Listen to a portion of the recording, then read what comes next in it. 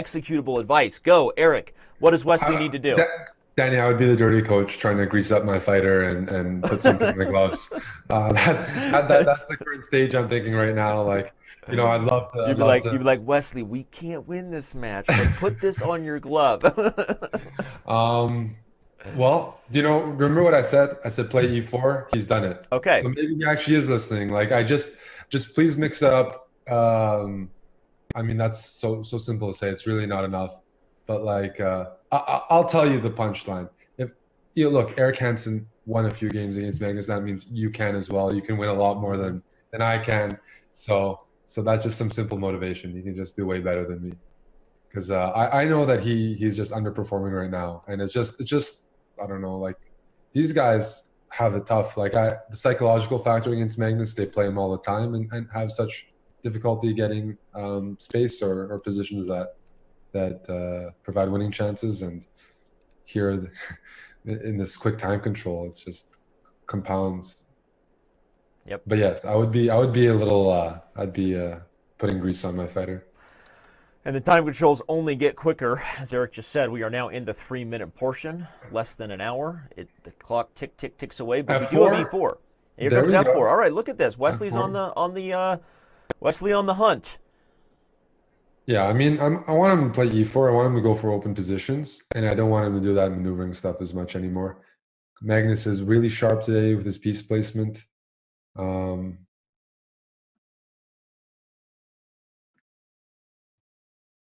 So, I mean, this position, bishop e3, rook 81, go. Looking good for white. This is a good position for white. This is already looking great. Bishop e3, rook 81. He plays it quickly. We can even reroute.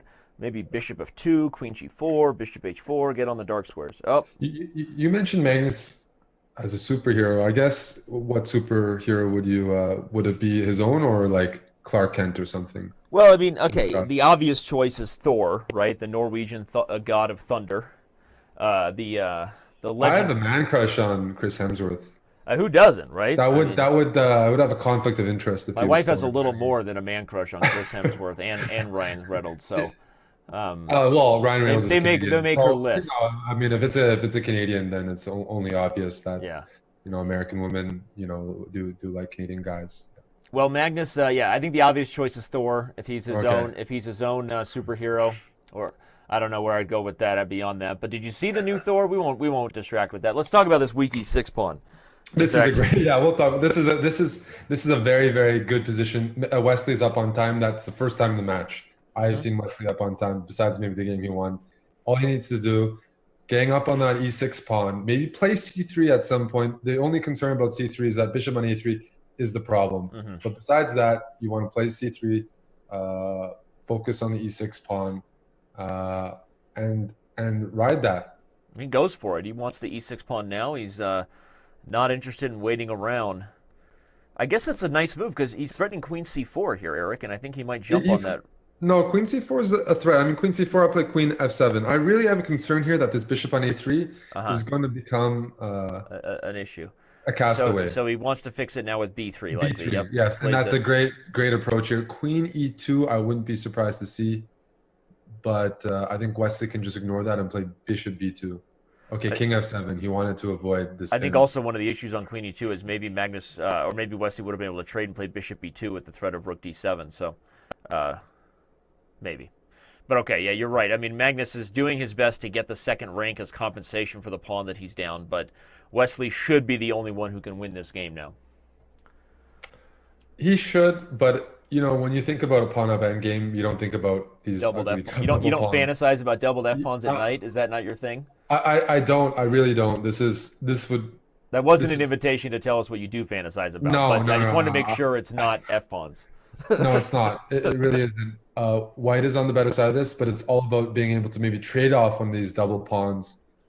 For Magnus's G pawn, like turning this double pawn situation. Is he going to do it and play f5? He's going to play rook e4 maybe. He's trying to okay, f5.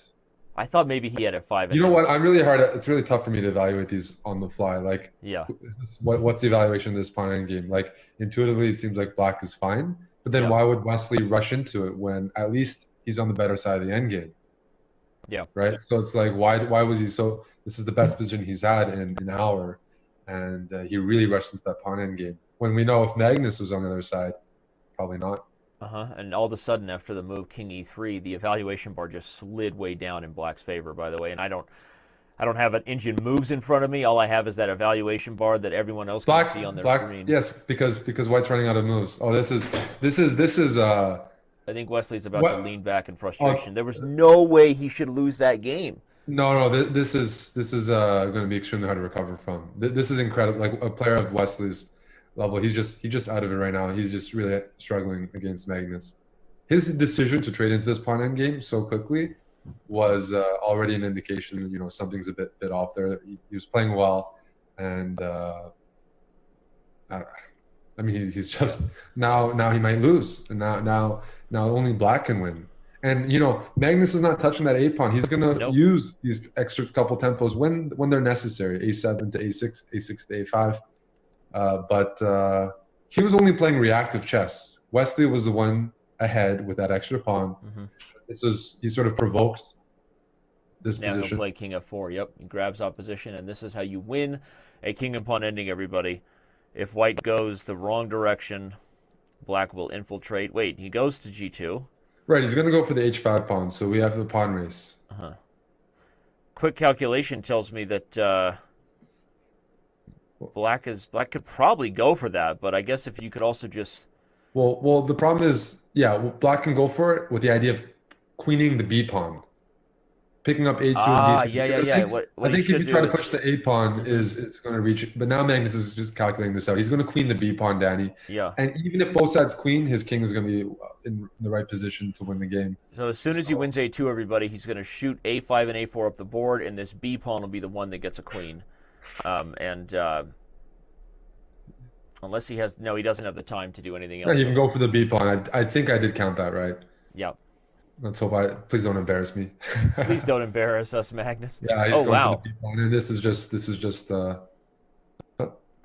lot of pawns, and White has some drawing chances here, everybody, because the king's open and always a chance for perpetual check and a queen and pawn ending. But clearly, I feel like you're right. It's like the psychological hangover from going down 8 games after the 5-minute portion has got to have Wesley feeling down, because that's not a normal Wesley so decision back in that moment where he just traded into the right back here, everybody, where he just willingly trades into a king and pawn ending. You don't go for that if you're the only one who can win a rook ending, unless you're the only one who can win the king and pawn ending. Or really, it should be winning, right, Eric? But he goes for this. It's just very uncharacteristic of high-level Wesley so chess to make that trade.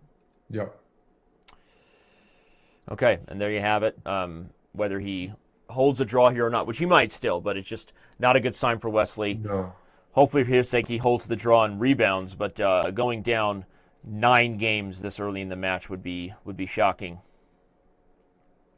I'm trying to figure out how to get out of the checks, and I don't see a good way. So maybe this is a draw, but again, it's a victory for Carlsen at this stage of the match. He's coming close to clinching it, Danny. If you can maintain this for the next 30 minutes. Yep. Fans in the chat, the Twitch TV chat, the Twitch TV/chess, as well as Chess.com TV, asking who Magnus has in his room with him. He's being hosted, I can tell you, by a friend. This is not his home. He told me that in the pregame. So somebody maybe was over there cooking up a tasty dish, because now he's shoving food in his mouth. So, if I had to guess. All right, and thank you. Anonymous just subscribed. I don't know if that's your username or if legitimately you found a way to be listed as anonymous. Either way, touche, sir. All right, game drawn by repetition.